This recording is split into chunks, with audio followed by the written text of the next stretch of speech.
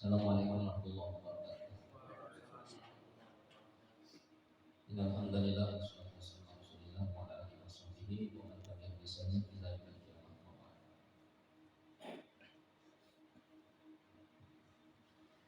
Nasihat dari Bung hari ini yang pertama, khairul umuri awsatuha. Sebaik-baik perkara adalah yang bertengah. Maksudnya apa? Maksudnya dalam berperilaku, bertingkah pola, dalam berucap, dalam berpakaian biasa-biasa saja. Ya, jangan menampilkan miskin banget di jalan. Nanti kesannya kita minta dikasihani. Ya, ada orang yang maaf ya, pengemis. Coba lihat pengemis, bajunya gimana? Compang camping, umum, jelek. Nah dia punya tendensi itu. Kenapa pakai itu? Karena pengen dikasihan biar kelihatan miskinnya. Padahal kalau kita menelisik Pak, itu pengemis orang-orang kaya semua. Pendapatannya per hari ngalahin karyawan di atas 300.000. Ya, bahkan ada di Jakarta 500.000 per hari. Ini karyawan ADTK yang lembur mati-matian.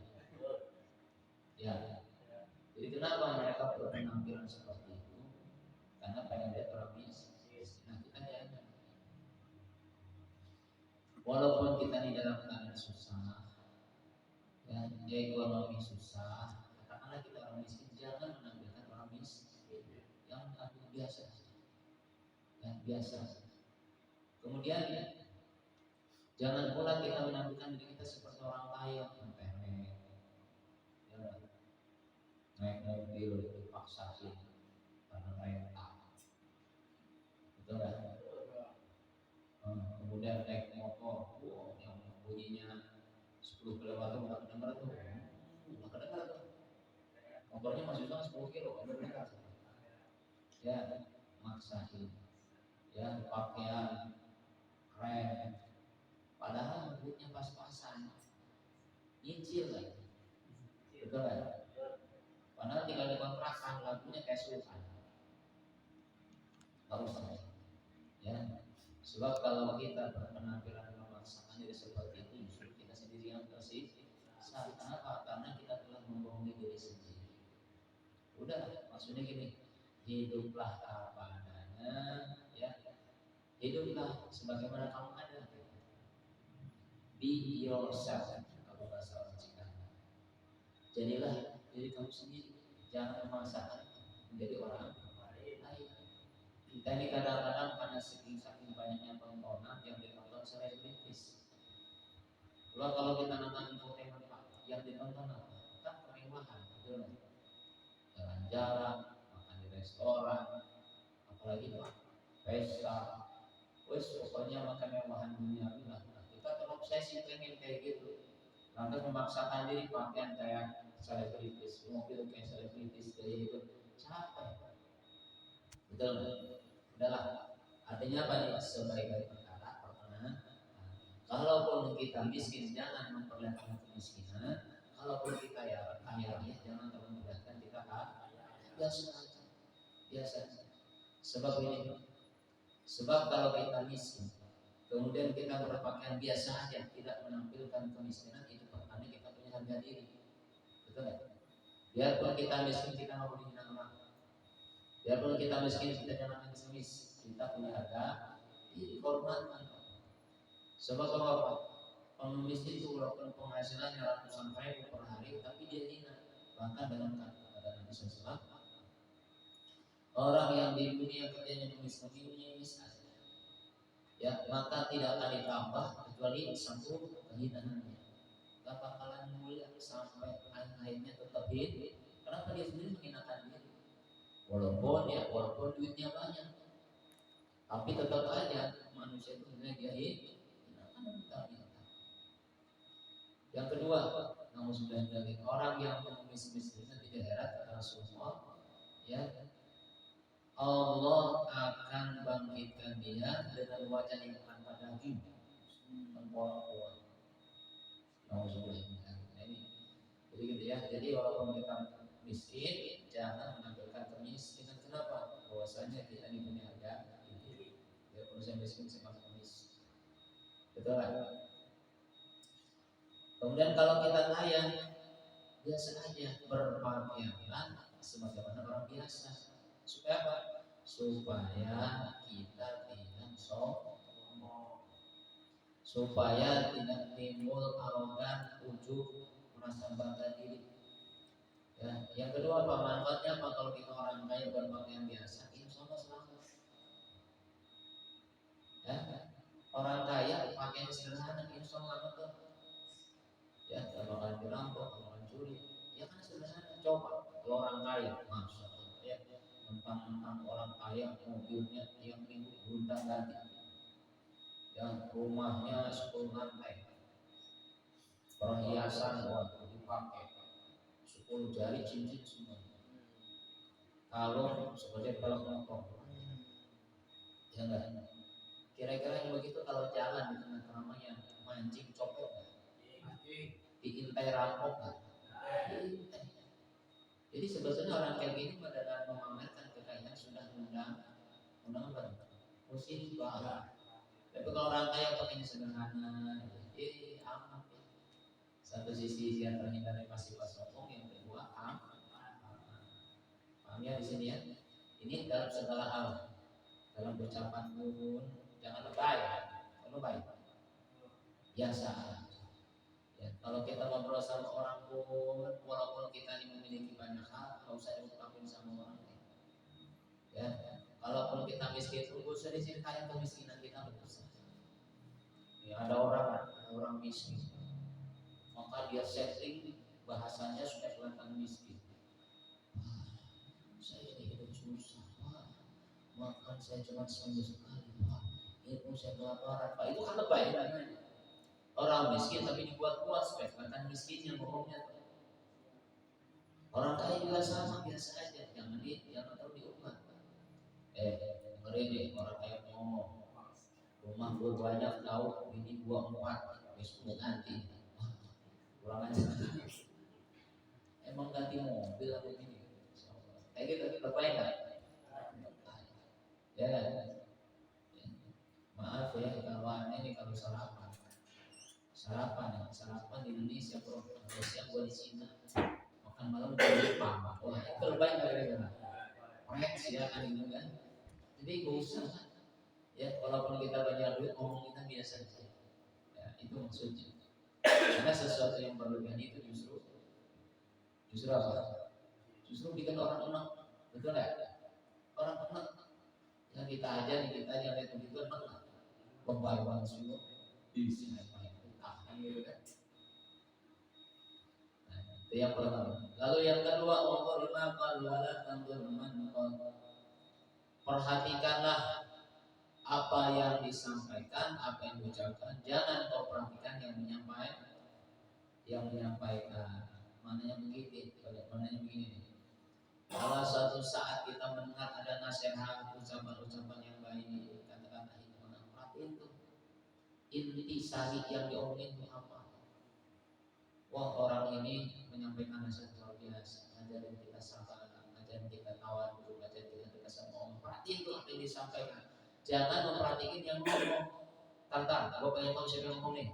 Buset masih bocah, ngomong apa lo? Nah jangan. Ya, jadi yang kita fokuskan, yang kita perhatikan isinya tuh nasihatnya, bukan yang menyampaikan nasihat. Mana yang mau nanya dimanapun, kapanpun, kepada siapapun, kalau itu kebaikan kalian, betul nggak? Terlepas orang itu terlepas orang itu miskin, terlepas orang itu lebih muda, bahkan terlepas mungkin dia ilmunya di bawah kita. Tapi kalau dia menyampaikan satu hal baik, terima, ambil itu kebaikan, betul nggak? Jangan pandang siapa yang ngomong. Jadi kita tuh mesti orang cerdas. Cerdas itu apa sih? Cerdas itu adalah orang yang bisa mengambil kebaikan, ya walaupun itu nampak buruk. Di sini semuanya suka makan telur, suka ya, suka tak? Suka. Kenapa kita suka makan telur? Pertama enak, yang kedua bervitamin, proteinnya tinggi. Betul nggak? Kenapa kita bisa makan telur? Begitu lahapnya. Karena kita lihat vitamin telurnya. Tapi kalau antum memperhatikan dari mana telur itu keluar, pasti nggak jadi makan telur. Di mana keluar telur? Kan di bujur hayam. Ngerti bujur hayam? Bola. Bola mau bola. Hah? Mungkin. Dari dubur ayam. Coba. Ya. Kenapa kita mau makan telur? Karena kita fokus kepada vitaminnya. Tapi kalau antum fokus kepada bujur hayam, nanti jadi darah. Kenapa? Karena kita fokus kepada bujur hayamnya. Kita itu kuat. Kenapa kamu makan telur? Bujur hayam. Usah ingat bujur hayam aja yang kamu makan telur selamanya. Ya ini contoh. Sedangkan vitamin itu baik nggak? Baik. Makan itu vitamin. Jangan ingat bujur hayamnya. Jangan ingat apa bubur ayam. Jangan ntar ente nggak makan selamanya kalau ingat bubur ayam ya. Ingat. Kenapa kamu nggak suka telur ayam? Ustaz, itu bubur ayam kan warin tai katanya. Udah deh.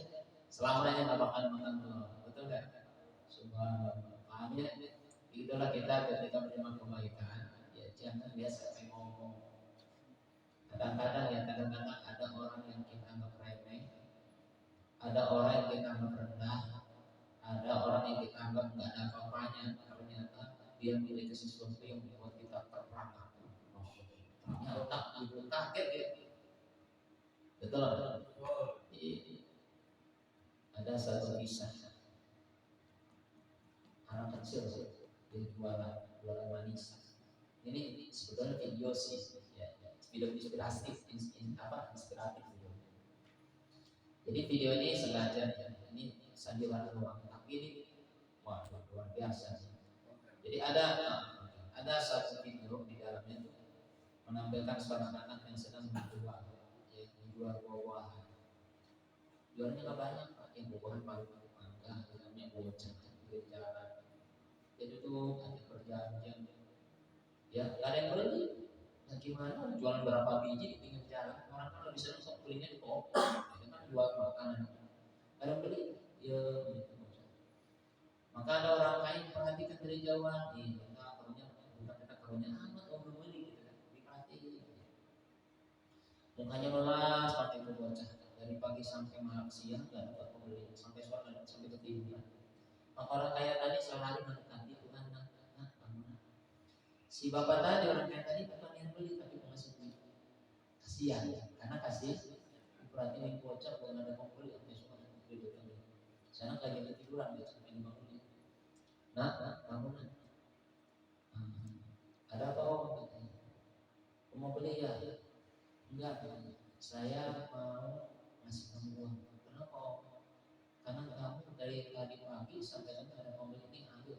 Apa anak bilang? Jangan om, saya kesini suruh mama untuk bekerja, berjualan bukan untuk mencari meminta uang dari orang. Oh itu kan kena mental banget buat orang betul ya. Anak sekecil itu udah masih pelajaran penting untuk orang tua. Apa tuh? Harga diri. Subhanallah. Begitulah pelajaran walaupun anak kecil itu guru nggak tuh? Guru. Itu guru walaupun anak kecil yang bocah ngomong apa lo sok tahu enggak itu guru. Ya, yang menghantam mental kita anak kecil adik punya harga diri, betul nggak? Anak aja dia punya kehormatan, dia nggak mau ngemis, nggak mau dikasih kecuali dia berjualan. Subhanallah. Maka si bapak tadi nggak mau kalah. Yaudah kalau gitu aku beli ya katanya apa namanya dagangannya. Senang dia. Udah om beli aja, beli semuanya, diborong berapa harganya? Kan 100.000 dikasih 1 juta, dia tolak juga dikasih dibalikin. Keren gak tuh Pak? Kalau kita gimana? Kalau kita hajar deh. Ini maka sepertinya anak kecil, sepertinya anak, tapi dia seperti hanya sosok dewasa yang mengajarkan kita pelajaran. Pelajarannya adalah bagaimana pentingnya menjaga kehormatan diri dengan cara berusaha, bukan dengan cara membisnis. Bahkan ada orang melakukan kebaikan pun tidak langsung dia terima, ya tidak langsung dia terima. Tapi dia ada semacam bargaining power gitu. Dia punya ada semacam daya juang. Kok saya nggak bisa, walaupun saya miskin saya mau minta begitu. Nah, pelajaran yang penting. Nah, kemudian apa lagi yang kedua pelajarannya tadi, ketika dijual 100.000 tinggal 1 juta dia nolak. Kenapa? Kenapa? Karena dia tidak mau ambil hak yang bukan hak. Betul? Gitu. Ini contoh sebetulnya. Nah, hari ini banyak ya orang-orang yang katanya mengatakan dewasa, berwawasan, berilmu, prakteknya gimana coba? Ini para pejabat-pejabat yang sekarang yang nongkrong di pemerintahan, mentalnya mental apa? Mental pengemis, betul nggak? Sana sini cari proyek, betul? Padahal gaji udah gede, bahkan yang lebih miris lagi pejabat korupsi ngambil hak orang lain. Nah ini ya, jadi kembali lagi pelajaran kita ya, jangan pernah melihat siapa yang ngomong, jangan pernah melihat siapa yang menyampaikan satu kebaikan, maka perhatikanlah apa yang disampaikan. Ya, kalau memang itu ilmu manfaat baik, jangan pandang orangnya berpondok kecil, orang tua, orang miskin, ambil ya. Nah, jadi jangan ada istilah pandang bulu dalam mengambil kebaikan dari siapa aja, ya, dari siapa aja. Walaupun sekarang ini zaman sekarang biasanya orang itu akan melihat casing dulu. Orang akan melihat apalagi fisik dulu. Kalau fisiknya keren, baru dengerin. Kalau fisiknya orang yang punya kapasitas, baru dia dengar. Sekarang orang miskin dicuekin. Betul nggak? Nah, kita jangan begitu ya. Kembali kepada kaidah, ambillah kebaikan dari siapapun, jangan pernah melihat siapa yang menyampaikan. Karena ilmu Allah ini Pak, ilmu Allah ini luas. Ilmu Allah itu tidak hanya kita dapat dalam majelis taklim. Orang yang dalam hidupnya ada giroh, ada semangat untuk menuntut ilmu, maka Allah bukakan sumber ilmu dimanapun bisa jadi. Bukan hanya di pengajian, ketika kerja dapat ilmu, ketika di kendaraan dapat ilmu. Ya, apa contoh ilmu di kendaraan? Kita lah yang berkendara nih, naik mobil, naik motor, kadang-kadang kita dapat ilmu apa? Ilmu apa? Ilmu sahabat. Iya, ini yang itu nih, Pak Hari. Mungkin kadang-kadang kita sering dipancing emosi ya. Iya. Allah Akbar. Orang kalau nggak pakai ilmu sabar, ketika berkendara, biasanya ujungnya kecelakaan biasanya.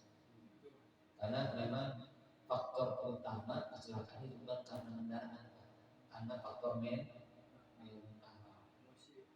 emosi, tidak terkontrol, karena tidak fokus dan sebagainya. Benar.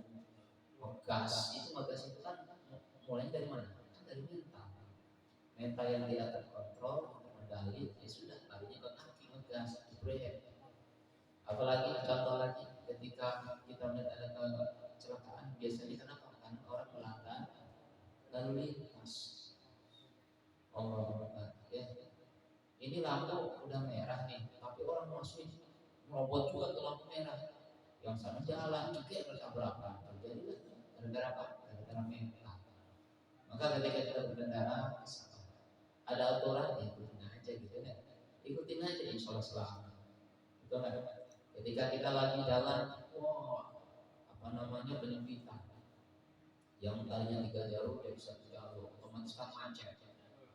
Udah macet 1 jalur, usah buru-buru tanding sabar, dua kebagian. Kadang-kadang kita ikut stres, waktu itu ada sabarnya. Nanti di belakang, lekuk saya nanti. Tapi kadang-kadang kan gitu ya. Ada orang yang kalau mentalnya begitu tuh, kan bikin orang lagi stres juga. Nah kita jangan begitu. Intinya di perjalanan dulu kita dapat pelajarannya belajar sabar. Oh ternyata sabar ini yang menahan supaya tidak emosi. Belum lagi kadang-kadang mobil kita serempet. Nyok samping mobil saya cuma pulang terus orang kayak yang lain. Ya Istri kaget, "Pi, apaan duduk?" Santai kayak lah istri. Kalau emosi mau pasti saya kejar udah ada gitu. Iya kan? Iya, kita lagi santai tiba-tiba nyeruduk, mungkin yang nyalip terlalu dekat Bang Fahri, terlalu dekat terus kan dari jauh manuvernya itu udah musuh. Mau ikutan kayak Michael Schumacher apa gimana sih itu orangnya? Buduk aja, penyok belakang. Marah nggak? Ngapain mah? Daripada stres saya senyumin aja ya. Dalam batin apa tuh lo nyuruh depan begitu.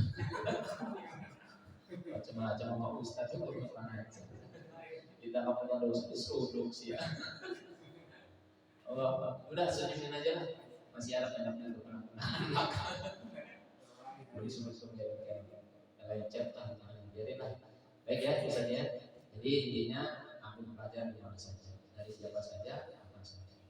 Insyaallah mudah bermanfaat. Kita tutup dengan doa berhati subhanallah, asyhadu an la ilaha illa anta astaghfiruka wa atubu ilaik. Assalamualaikum warahmatullahi wabarakatuh.